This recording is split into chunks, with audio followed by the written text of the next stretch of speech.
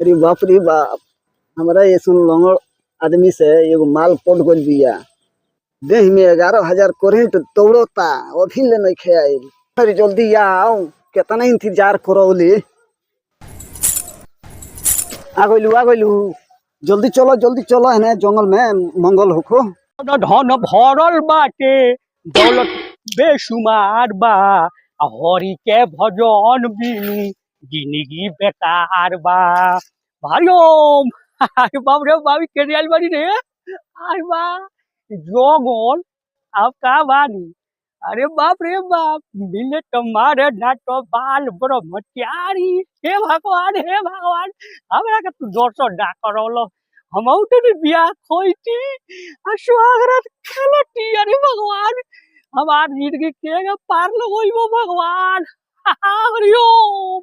आहा, प्यार में दिल दे दिया। आय बा ए जब मैदान कटल रोडवा बा का टूलो। पगला भाग। ये जो इमरजेंसी बात होता भाग। इमरजेंसी आ होई कौन जानवर हो? मेहरारू है।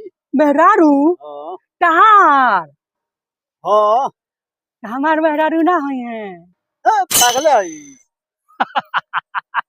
ओई डगावरा को पागल कोटे बाबू। पीएमसीएच में डॉक्टर हमई रहनी, लोग के हेटे इंजेक्शन गोवी। सब पागल बाड़ो। हाय बा इनकर मुंह के ना बा। आए आ कब घर जाई बोलो? ए तू जो हमनी के जंगल में मंगल को के जाम जा। आहा जंगल में मंगल कर बोलो। हां हमरो के जंगल में मंगलवा करा ना। जो तेहू कोली। ए नाती हम प्रसादी हैं कि गांव भर बटब। ओए इनका का मारलू, हमरो का मारो। पागल नाती ना तो तोल के मुंह में गंगा भाई दोनों के पागल क दियसन।